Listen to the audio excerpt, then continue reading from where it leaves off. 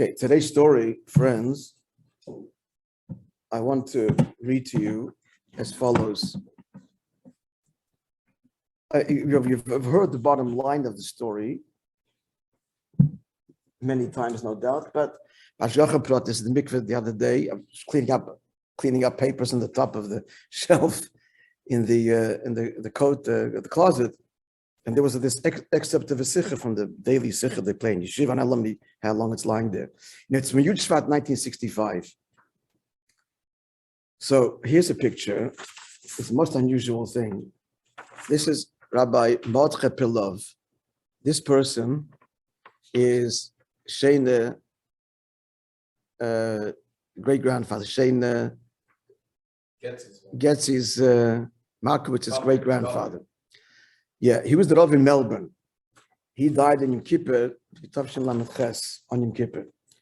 There is a Moishe Pilov, was a gewaltige Bal Nigla and a big Bal Mesiras Nefesh. He was imprisoned at least twice in Russia, and he for building mikvois. He was a Rav in Italy after the war. He wrote Svarim, a very famous sefer on mikvois, as a result of if you had been constructed mikvois under the most challenging of circumstances. He sat for years in prison, twice, on two separate occasions. The meritorious thing about him was, from my perspective, I mean, they're just adding this, he never saw the Rebbe. He never saw the Rebbe, but he was a chassid in the fullest sense. And when the hookups first started in 1974, that was the regular hookups began then. So I remember, we used to come to the shul, two big speakers, and he would put on his I don't know if it was silk. It was silk then. Maybe it was silk week long. But his hat, his gartel, and his chair. He was old man already then, and sit by the speakers betachtes habitl. Now he had the tremendous chus as follows: the Frierdiker Rebbe had encouraged all the Chassidim to write their memoirs, things that they were witness to and things that they heard. And the Rebbe strongly encouraged this. All the stories we told you from the Shem Moishe, from Rav Zalman Duchman, as a result of the Rebbe's encouragement, and likewise his book. He wrote a book, Shmos Likutei Sipurim, which is in there on the shelf or at home. Maybe took it home already. And he sent his galleys, his stories to the Rebbe, which he subsequently published. And he had this chus, it's 1965, but the Fabrengen, Yud Shvat, it's on the tape. The Rebbe tells a story for Rav Moishe Pilov.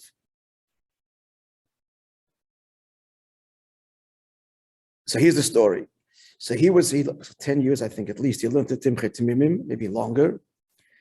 So he said that amongst the stories that reached here from Rav Moishe Pilov, I'm just going to tell you, over the years, there are a handful of Chassidim, contemporary Chassidim that when names are mentioned by Fabrengen, a handful.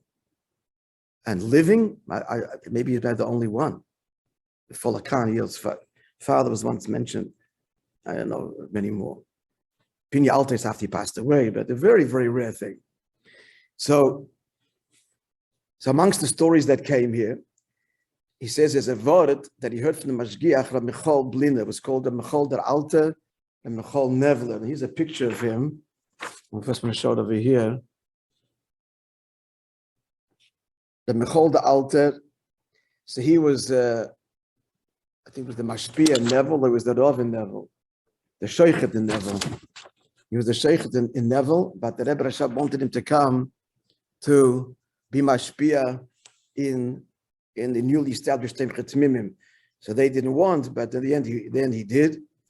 So the Rebbe continues that before he tells the word over from the Michal der Alte, in order we should know his seer, so Rav Moishe Pilov shares the following, that when the situation in yeshiva financially was very, very pressing, and number one, and number two, he was already weak and old, and he couldn't give his shir tanya that he used to give.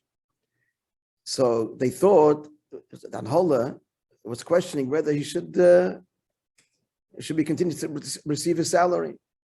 Let him go. And Rabbi Rashab said to keep him. And he said, just the Bochum should just look at him is worth the money. Just to see him. To see his seer and the way he conducts himself. The Rebbe says this is the greatest possible chinuch. And therefore, he's worth a full payment, that his full salary that was paid to him, even though that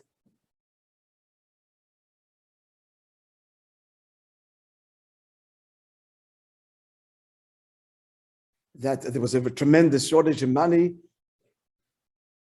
and others wouldn't have, it would be payment for others would have been difficult.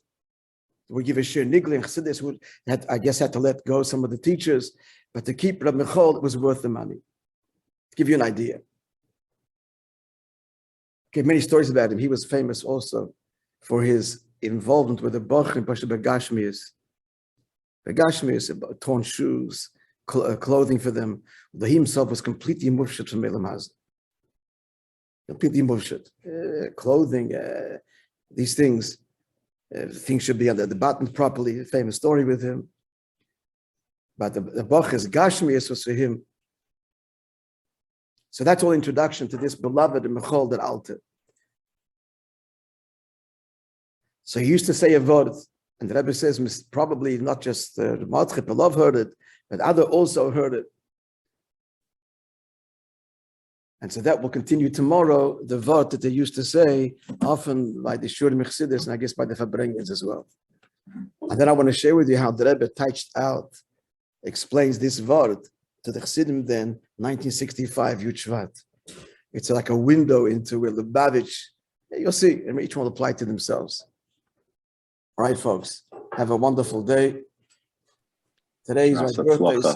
Thank you, Sefer Koyach, to give a bracha.